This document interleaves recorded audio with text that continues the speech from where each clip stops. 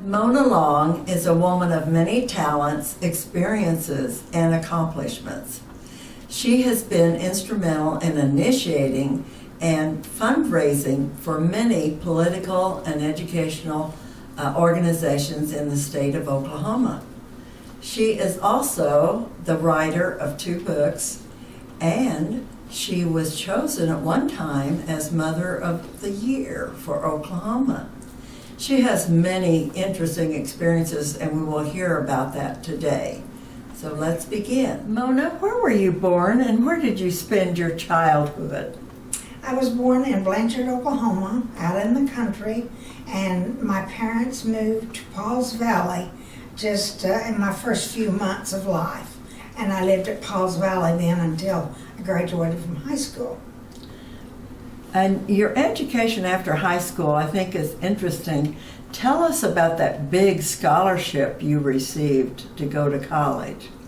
What a surprise on the evening of graduation for me to receive an AAUW, which is University Women. They were trying to interest the girls to go to college. And my goodness, that has opened up an entire lifetime of education for me. And how big was that scholarship? It's unbelievable. It was $50. But I took, the college at Ada was very near to me. And honestly, I graduated on Friday night and had no idea what I was going to do on Monday. And I got that scholarship. I took 7 hours at $5, $35. One of my friends was going and already had a room, invited me to live free with her in her room, and I spent $10 on books and $5 I had change. That's interesting today in today's world, $50 Yes. scholarship. You've always been involved in finance, and you told me a funny story about how you got involved being the cashier at the department store. You want to share that with us? Yes, it's an amusing story. I had appendicitis in September of my senior year in high school, and I'd never been to a doctor before, and all of a sudden I had appendicitis, and I was working at that store, and it was where you put the money in a cup and put it up, send it up to the room where all the money was kept. And when I had my appendicitis and went back to work, I couldn't make that pull, so the owner suggested that I work up in the money room, which led to another phase of my life. And that's an interesting part because you've been involved in fundraising, it seems like, your entire life, right? Okay. And so you went to college. I know you eventually went to OU. Is that correct? That's correct. I did it because most of my friends from Pauls Valley were going to OU, and but then I knew I didn't have the money to go. I hadn't even thought of college before I graduated, but so I knew I had to work. I didn't have many skills at that point, but I enrolled in Hill's Business School in Oklahoma City and went for a full year. And I needed to work even when I went there, and because of that experience of pulling that chain, I was hired by Montgomery Ward, which was just down the street from Hill's Business School, and I was hired in the money room. And did I feel important? A policeman had to take me up there and let me in, and then I went out, but it provided, my money. And that led you to OU, is Yes. that correct? Yes, and I needed a job. I wanted more schooling after Hills, and so I went down to OU one day and went to the registrar's office and told them I wanted to go to school. Did not know how to do it, did not have any money, and for some reason the registrar and I just became instant friends. A married lady, and she said, why don't you come down here and work every Saturday and we'll get to know you, and we can watch for jobs. And that was just an opening for me. And I was hired by the men's phys ed department, and I worked 23 hours a week, which paid my way to go to OU. That's great. And what did you major in? Well, the choice for me then was either a teacher, a secretary, or a nurse. And so I thought, well, if I get an education degree, I can either be a teacher or a secretary. That's right. So it was business education. And then halfway through college, you met your husband Yes. and married. Is Yes. that correct? Yes. And then you changed schools. Yes, he drove to see me from OSU, and it was hard on him to do that. And so within 6 months, he asked me to marry him, and we had met at a Methodist camp, and both of us were real active in church. And so we were married within a year, And you went and then I to changed schools. OSU, which Yes. was, I Yes. think, a good idea. It was. Okay. And the two of you had some children. I know they were Mhm. 4. 4, 2 boys and 2 girls, and all 4 are graduates of OSU. Okay. And you mentioned being involved in the church. I know you mentioned you'd gone on to several mission trips, and so that continues with you. Yes. You've always been involved in your community. Can you tell me about some of your volunteering activities and your fundraising with the Yes. so many Yes. pieces? United Way? Yes. And for some reason, I always ended up where they needed money. Every group I was in needed money, and so I just naturally fell into that role. And I did not like to follow Robert's Rules of Order, so I never did want to be secretary and vice president and president. I knew that I was good at raising money, and so in everything I was in, I just did that. Well, you were a busy mother raising children, but you also were very active in a beauty pageant. Yes. And what did you do there? Well, when my own daughter, the oldest one, was 13, I thought I need to give her something more than what she's just getting at school. So I came to Oklahoma City and took a modeling course myself. And I took that back to the kids, the girls and boys in this little town. Garber. When you live in a little town, then I also was a volunteer in Enid, because that's where we went to the doctors, and we were over there all the time. But anyway, it was very beneficial to all those young ladies and men as I taught them different things of presenting themselves. So you were, in fact, the modeling coach and the director of the beauty pageant Yes. for 10 years, did you say? Yes, and I don't, you don't know. I think my motto always was find a need and fill it. So I was on the Red Cross board, and they had just had a fundraiser, a small musical, and the lady had to move out of town then. Well, that just opened up for me. So for 10 years, I directed a Red Cross music extravaganza. And I like to use people that are professionals that don't use their music. So we had the Red Cross singers, and then also I became acquainted with people out at Vance, and they began to help me write the scripts and everything. But we did that for about 10 years. That had to be a lot of fun, I think. It was great. That's great. I'm a big fan of Osher Lifelong Learning, and I know you are too, but you were part of getting that started in Oklahoma. Is Yes, that correct? That's very correct. And after my children left home, then I began to work outside the home, and I worked for a small university in Enid, raising money. Was Catherine Jones someone you worked with there? Yes, she was new in Enid. as head of one of the educational institutes. And so we became very good friends. And when I wanted to start that, I was beginning to retire then. And I was thinking, what am I going to do? You know, I was 62. And I just read in the paper where they were having lifelong learning institutes all over the United States. So I just called people in the newspaper in New York and Delaware and Alabama, and they, along with Catherine, helped me start it in Enid. And then my husband and I retired to Stillwater because he was a regent at OSU, and he was a state senator, and we were always over at Stillwater.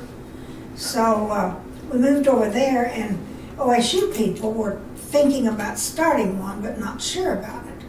So I was asked to be on part of their committee, and being a fundraiser, I had heard about the Osher family, and so their committee got on it now under my guidance, and we were able to get the $1 million grant from Osher, and OU did the same thing the same year. And we had to have money to start, and I just immediately, even though I was new in Stillwater, I raised $10,000 just in 2 or 3 weeks from the banks. And, you know, I find that when you have a good product, people are eager to give. That's great. Well, I'm glad we have lifelong learning, and I've been taking classes. And I know you have too. Yes, for 28 years I've been going. Oh, boy. Okay. And I know that you and your husband separated, and then there's another man in your life. Can you tell me about Bob? Yes, I was very fortunate to meet Bob. My husband and I had severed our relationship, and a hairstylist introduced Bob and I. And with my other husband, we went to a lot of college banquets, and you know, we're donors to OSU. Well, Bob has a family foundation, and so he gives a lot of nursing scholarships and a lot of scholarships at UCO.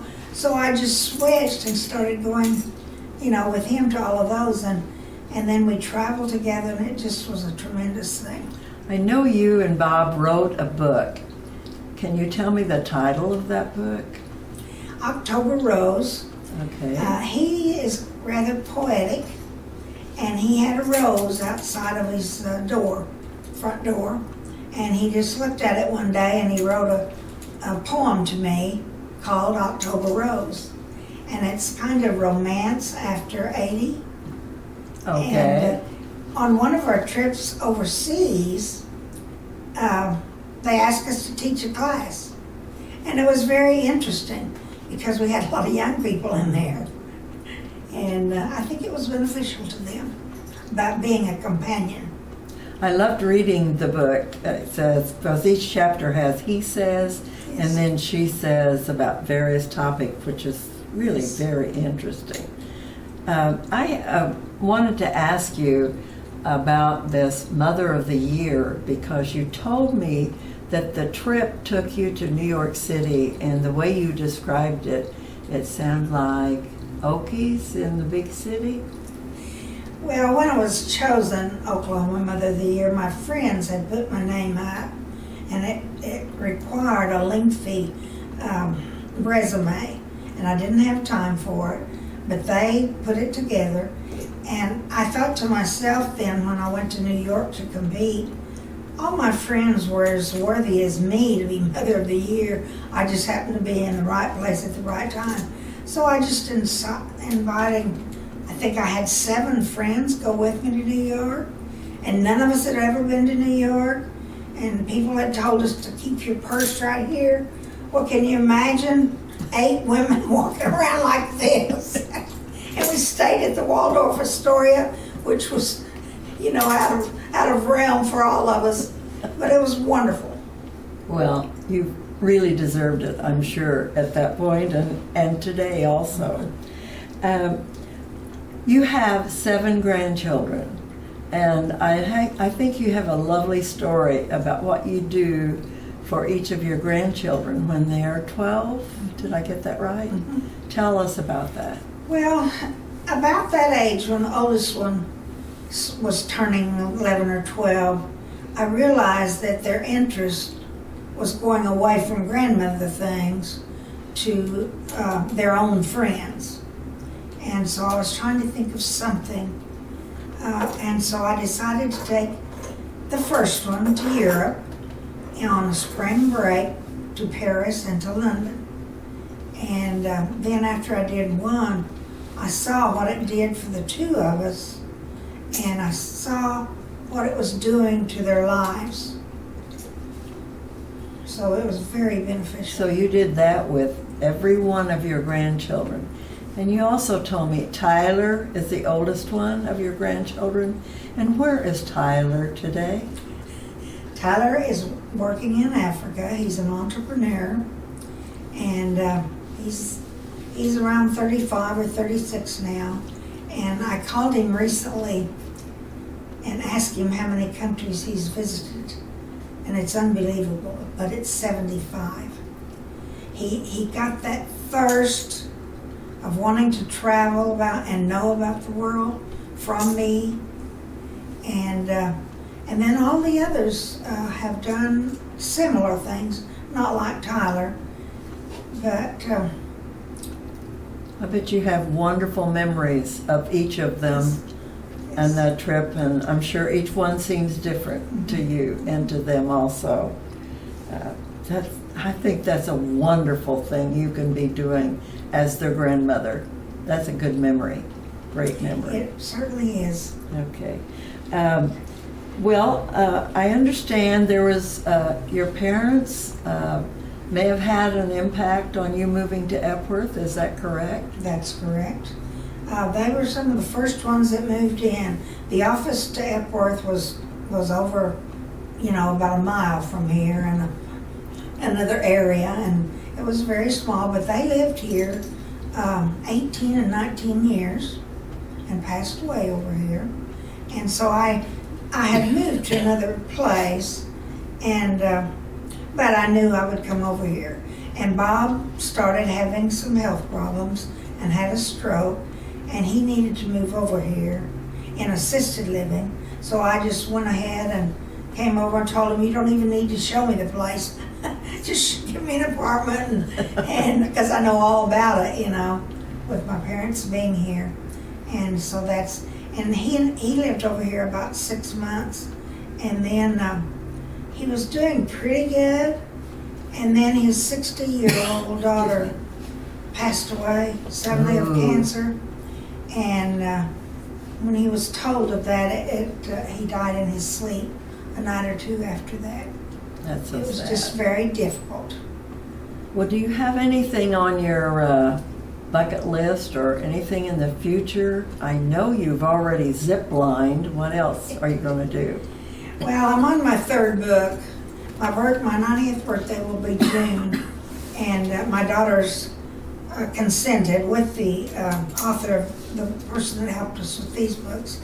We're working on my third book, and it's, when I was Mother of the Year, my theme was to everything there's a season.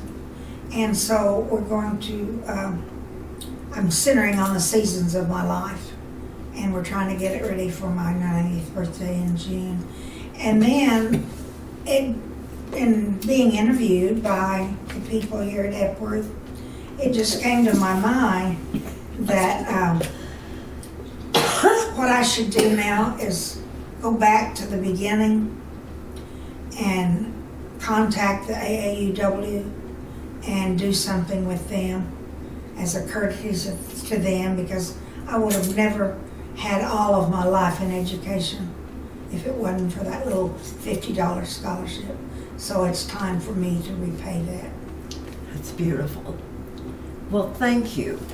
Thank you very much. And I hope the people who are listening or looking at this interview will take the time to say something extra to you, because you have a lot more stories than we've talked about today. Thank you. And thank you very much, Mona. Thank you.